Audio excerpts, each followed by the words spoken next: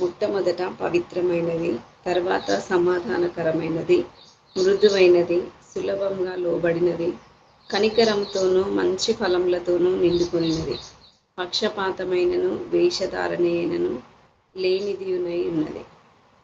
దేవుడి వాక్యం దీవించినాక చిన్న మాట ప్రార్థన చేసుకుందాం. మా స్తుతులకు పాత్రుడా, స్తోత్రార్హుడా, నీ పరిశుద్ధ నామమునకు లెక్కించలేని స్తుతులు, స్తోత్రములు, వందనాలు చెల్లిస్తున్నాం తండ్రి. ఉదయకాల సమయంలో గూగుల్ మీట్ ద్వారా ప్రభా నీ సేవకురాన్లతో కలిసి ప్రభా ఈ యొక్క మీట్లో ప్రభు పాల్గొని నీ సన్నిధిలో కొన్ని వాక్యం పంచుకుంటూ నీ కృప అనుగ్రహించిన విధానాన్ని బట్టి నీకు వందనాలు ప్రభా. నువ్వు చూపిన కృపకై నీకు వందనాలు. ఈ వాక్యం ద్వారా ప్రభా మీరే నాతో మాట్లాడమని ప్రభ నాలో ఉండి నీ యొక్క మంచి వాకులను వినిపింపజేయమని నన్ను నీ చేతులకు సమర్పించుకుంటూ నజరేయుడైన యేసుక్రీస్తు నామం పేరిట ప్రార్థించి వేడుకుంటున్నాము తండ్రి. ఆమేన్. ఈ వాక్య భాగంలో మనం చదువుకున్న వాక్య భాగంలో గమనించినట్లయితే పైనుండి వచ్చే జ్ఞానం గురించి యాకోబు గారు ఇక్కడ మనకి వివరిస్తున్నారు. అయితే పైనుండి వచ్చే జ్ఞానము మొట్టమొదటిగా మనం గమనించినట్లయితే పవిత్రకరమైనదిగా చూస్తున్నాము.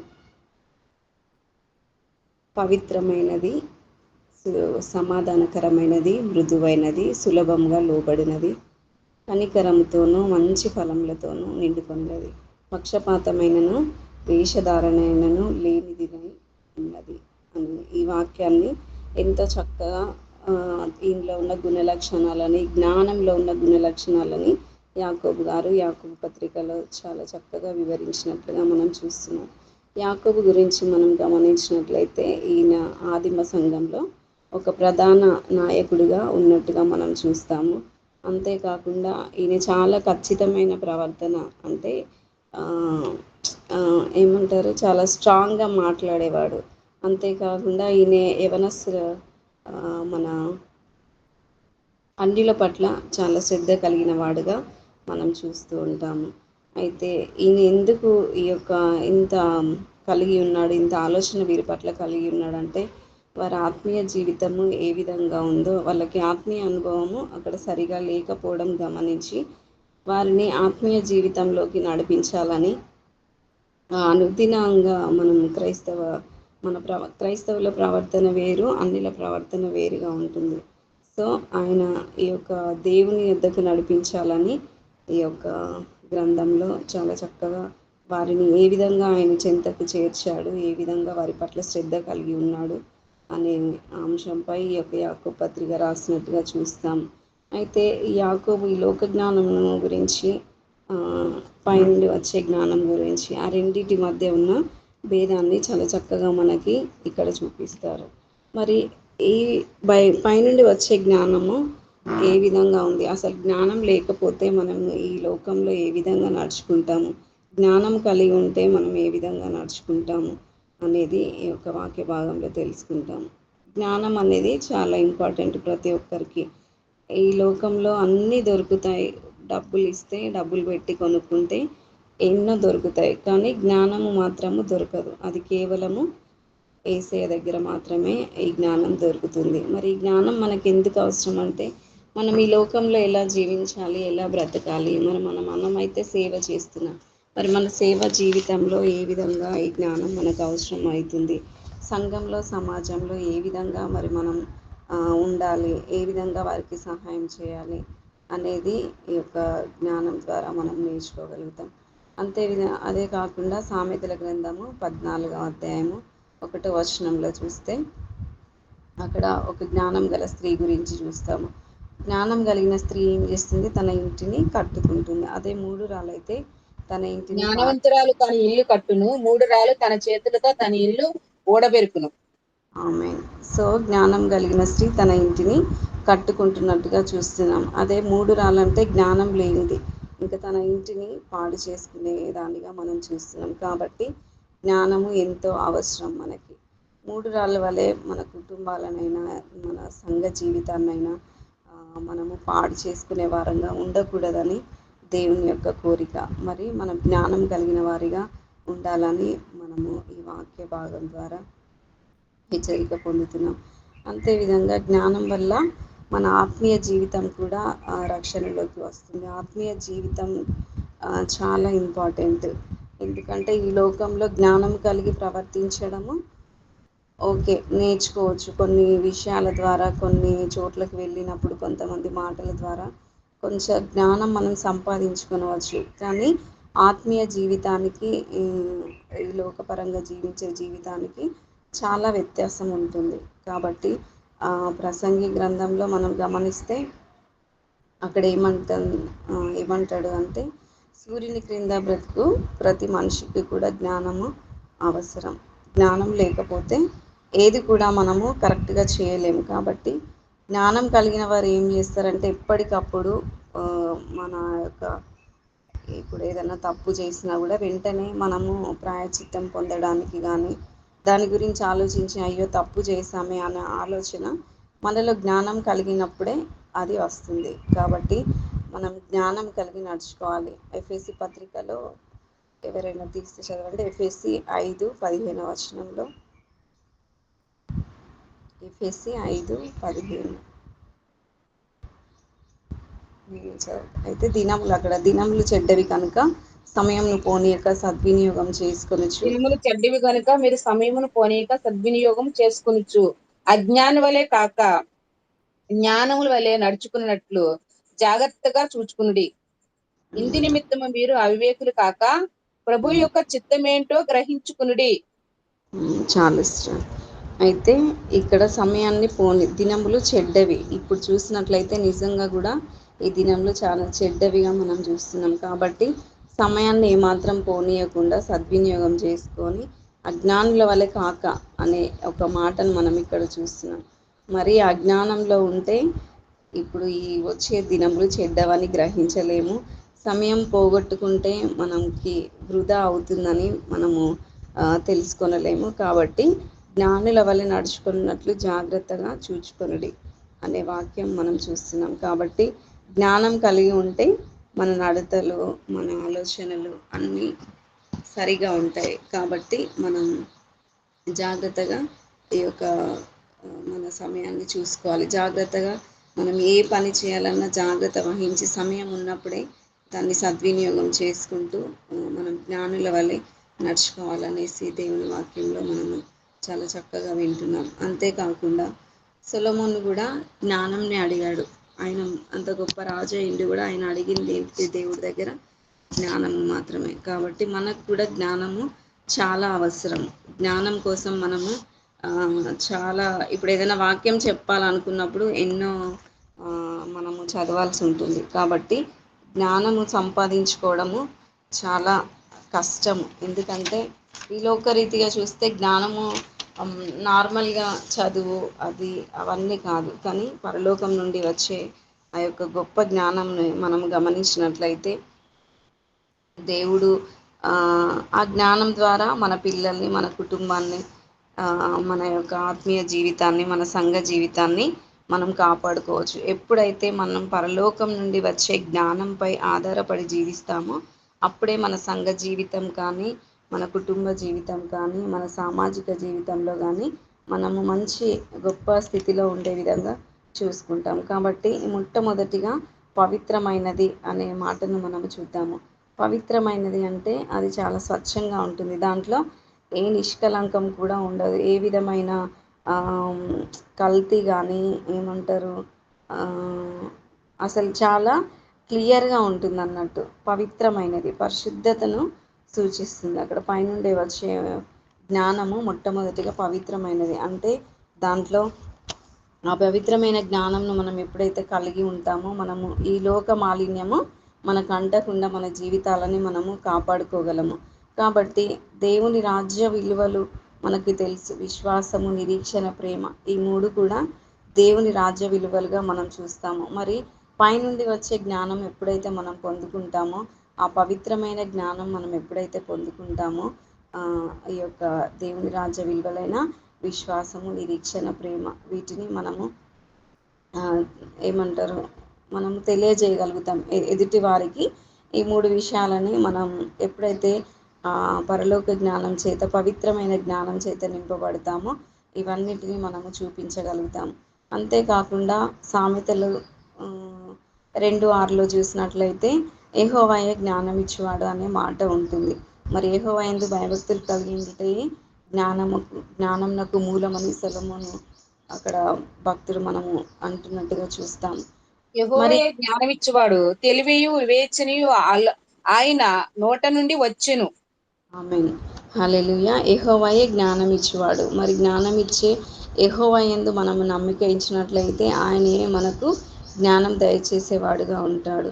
అంతేకాకుండా ఇంకా మనం మొదటిగా మరి ఈ పవిత్రమైన జ్ఞానము పొందుకోవాలి అని అంటే మనం మొట్టమొదటిగా దేవునికి భయపడే వారంగా ఉండాలి.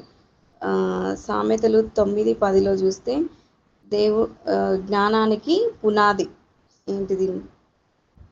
దేవుని అందలి ఎవరైనా చదువుతారా సిస్టర్? యెహోవాయందు భయభక్తులు కలిగియుండుటయే జ్ఞానమునకు మూలము. పరిశుద్ధ దేవుని గూర్చి తెలివియే వివేచనకు ఆధారము. హల్లెలూయా. అయితే అక్కడ ఏందంటే మనము 9:10 సిస్టర్ మీరు చదివింది? అదండి. ఓకే. 15 చదవనండి. ఒకసారి చదవండి సిస్టర్. ఆ దారిని పోవారిని చూచి, తమ త్రోవను చక్కగా వెళ్ళు వారిని చూచి, జ్ఞానము లేనివాడు ఇక్కడికి రమ్మని వారిని పిలుచును.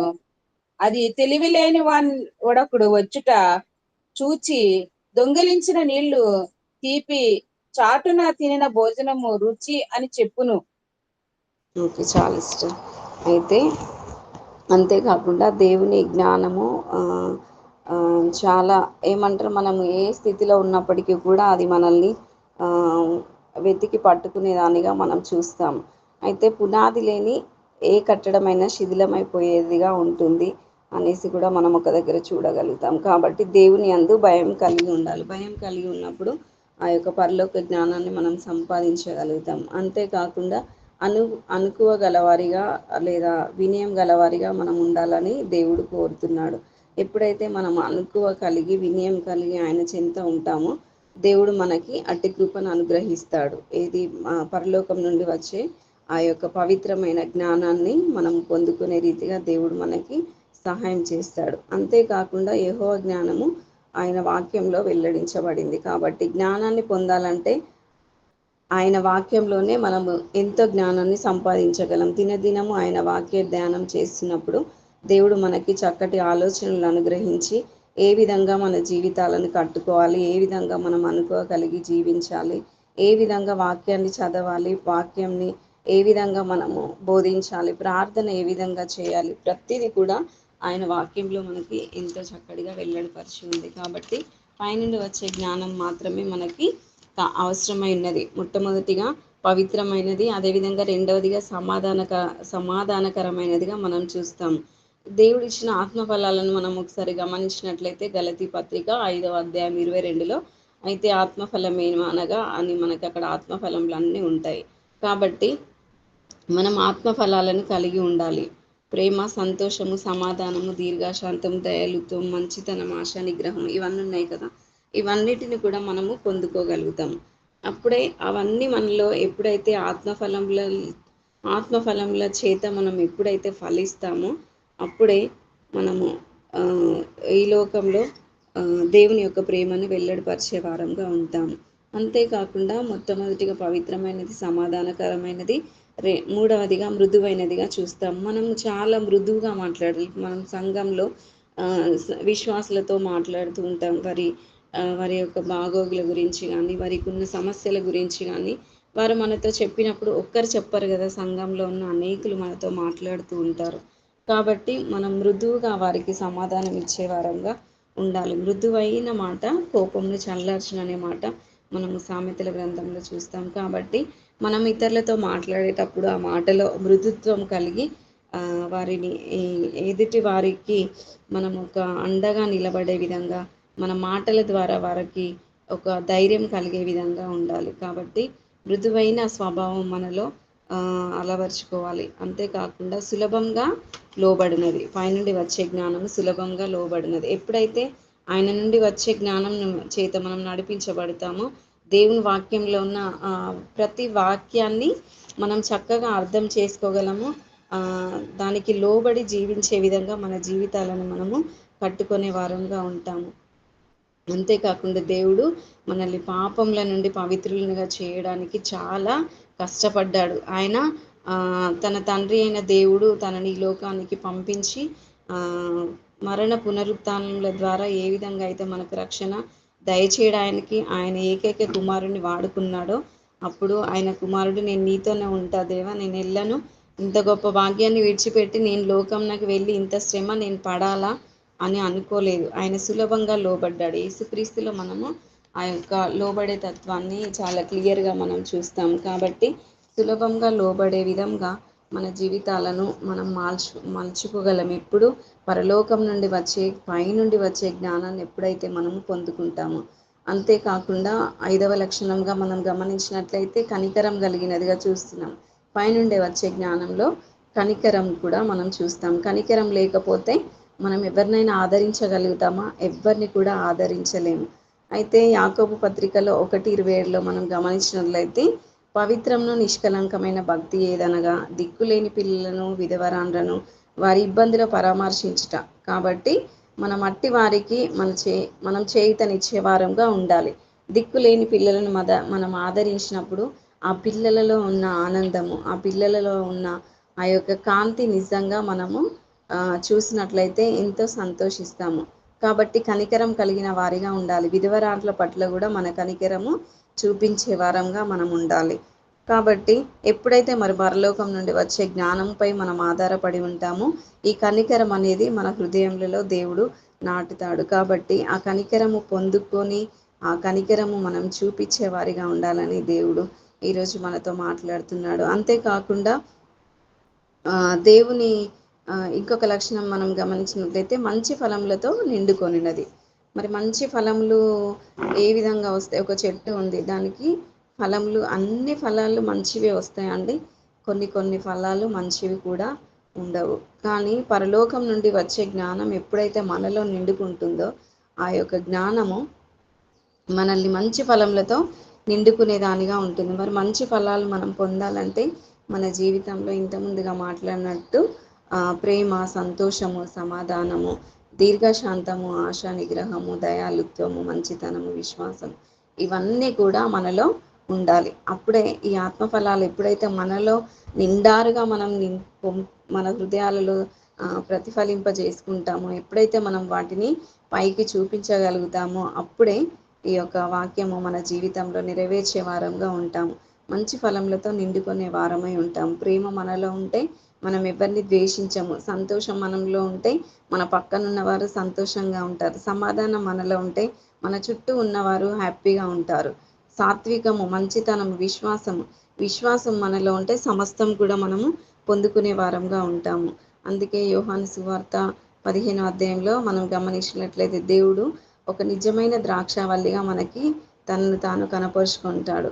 నిజమైన ద్రాక్షవల్లి ఆయన. తీగలను మనతో పోల్చాడు అక్కడ. ఎప్పుడైతే ఆ యొక్క ద్రాక్షవల్లి, ఆ చెట్టును మనం గమనించినట్లయితే, ఎప్పుడైతే అది భూమిలో చక్కగా నాటబడి అది వృద్ధి చెంది ఆ చెట్టు మంచి ఫలాలు ఇచ్చేదిగా ఉంటుందో, అదేవిధంగా మనం కూడా ఆయనలో నాటబడి, ఆయన నిజమైన దేవుడుగా మనకు ఉంటున్నాడు కాబట్టి ఆయనలో నాటబడితే మనం మంచి ఫలాలు ఇచ్చే చెట్ల వలె, ఆయన కొమ్మల వలె మనల్ని దేవుడు మంచి ఫలములు ఇచ్చే ఫలవంతమైన జీవితాలను దేవుడు మనకి దయచేస్తాడు. అంతేకాకుండా 7వదిగా గమనిస్తే పక్షపాతమైనను వేషధారణైనను లేనిదిగా చూస్తాము. ఆయన ఆయన ఇచ్చే జ్ఞానం ఎప్పుడైతే మనం పొందుకుంటామో, మనం పక్షపాతం కానీ ఎప్పుడు కూడా మనలో ఉండదు. మరి పక్షపాతం లేకుండా జీవించే జీవితం మనకు చాలా ముఖ్యము. ఎందుకంటే సంఘంలో ఈరోజు గమనించినట్లయితే అనేకులు ఒక పక్షపాత ధోరణి, ఏ విధంగా అయితే కానుకలు ఎక్కువ ఇచ్చేవారిని, లేదా అంటే వారికి అనుగుణంగా ఉండేవారిని ఆ విధంగా వారు చూస్తూ ఉంటారు. వాళ్ళని కొంచెం వేరుగా చూడడము అట్లా ఉంటారు. కానీ పైనుండి వచ్చే జ్ఞానం చేత ఎప్పుడైతే మనం నడిపించబడతామో, మన హృదయంలోకి పక్షపాతం అనేది కానీ, వేషధారణ అనేది కానీ దేవుడు మన హృదయంలోనికి రానివ్వకుండా చూస్తాడు. ఎప్పుడైతే దైవ జ్ఞానం కలిగి ఉంటామో, దేవుని ఆలోచనలు మాత్రమే మనలో ఉంటాయి. అందుకే అపోస్తలుడైన పౌలు 1 పేతురు 1వ అధ్యాయంలో 22వ వచనం చెప్తాడు, నిష్కపటమైన సహోదర ప్రేమ కలిగి ఉండాలని ఆయన మనకి చక్కగా చెప్తారు. నిజంగా నిష్కపటమైన సహోదర ప్రేమ కలిగి ఉంటే అసలు ఎక్కడ కూడా పక్షపాత ధోరణి అనేది అసలు రానే రాదు. మనం చూపించే ప్రేమ మనము మన మన సంఘం పట్ల కానీ, మనతో ఉన్నవారి పట్ల కానీ మనం చూపించే ప్రేమ ఎప్పుడైతే నిష్పక్షపాతంగా ఉంటుందో, ఎప్పుడైతే నిజాయితీగా ఉంటుందో, మనతో ఉన్నవారందరూ చాలా చక్కగా నడుచుకునే విధంగా మనం చూస్తాం. అక్కడ మనకి ఏ విధమైన గలిబిలి ఉండదు. సంఘంలో కూడా సహోదర ప్రేమ కలిగి ఉంటే అందరినీ సహోదరులుగా భావించి ప్రేమించినట్లయితే, అందరు మనవారే అని ప్రేమించినట్లయితే అక్కడ ఏ విధమైన పక్షపాతం ఉండదు. కాబట్టి మనం సేవకులుగా ఉంటున్న మనం పక్షపాతం లేకుండా నమ్మకంగా ఉండాలి, నిజాయితీగా ఉండాలి. దాపరికాలు అనేది ఉండకూడదు. మనం అందరి పట్ల సమానమైన ప్రేమ చూపించేవారుగా ఉండాలి. అప్పుడే మరి మనం దేవుని బిడ్డలుగా గుర్తించబడతాం. నిజంగా దేవుడిచ్చే జ్ఞానం మనం ఒక గొప్ప వరంగా చూస్తాము. ఎఫెసీ 6:9 చూస్తే, యజమానులారా నీకును వారికి నీ యజమానుడైన వాడు పరలోకమందున్నాడు. ఎవరికి మనం సేవ చేస్తున్నాము. సేవలో అనేకులకు ఎన్నో విషయాలు బోధిస్తాం. కానీ మొట్టమొదటిగా మనము యజమానులుగా వాడబడుతున్నారు. ఇప్పుడు సంఘంలో మీరు దైవ సేవకులు, సేవకురాండ్రు. సంఘంలో మీరు వాక్యం చెప్తారు, సంఘంలో అందరితో మాట్లాడతారు. అలాంటప్పుడు మనము అందరినీ సమానంగా చూసేవారుగా ఉండాలి. కాబట్టి దాపరికాలకు ఉండకూడదు. ఒకరికి ఇప్పుడు ఏదైనా చెప్పి ఇంకొకరికి చెప్పకుండా ఉండొద్దు. సంఘంలో జరిగే ప్రతిదీ కూడా సమానంగా అందరికీ చెప్పాలి, సమానంగా అందరితో మాట్లాడాలి, సమానంగా ప్రతి ఒక్కరి కష్టాన్ని, నష్టాన్ని, వారికి ఉన్న ఇరుకులను, ఇబ్బందులను మనము తెలుసుకునే వారంగా ఉండాలి. ఎందుకంటే మనకి యజమానుడు యెహోవా ప్రభువైన యేసుక్రీస్తు వారు మనకు యజమానిగా ఉన్నాడు. కాబట్టి ఆయన ఏ విధంగా నడుచుకున్నాడో, ఆయన గుణలక్షణాలను, ఆయన యొక్క ఏ ఏ రీతిగా ఆయన శిష్యులతో నడుచుకున్నాడో, ఎంత ప్రేమ కలిగి ఉన్నాడో, దేవుడు ప్రతి పాపిని కూడా ఏ విధంగా ప్రేమించి హక్కున చేర్చుకొని ఉన్నాడో అది మనము తెలుసుకోవాలి. ఆ విధంగా మనం నడుచుకోవాలి. సంఘ పరిచర్యలో ఇది ఎంతో అవసరమైనది. ఏది మనం నిష్పక్షపాతంగా నడుచుకునే వైఖరి ఏదైతే ఉందో అది మనకి చాలా అవసరమైనది.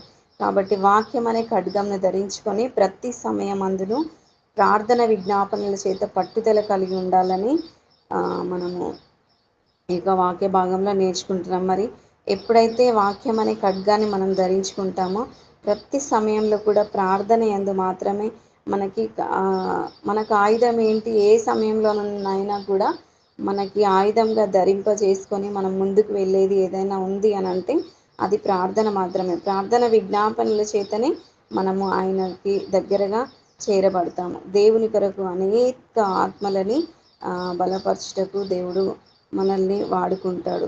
కాబట్టి పైనుండి వచ్చే జ్ఞానం చేత ఎప్పుడైతే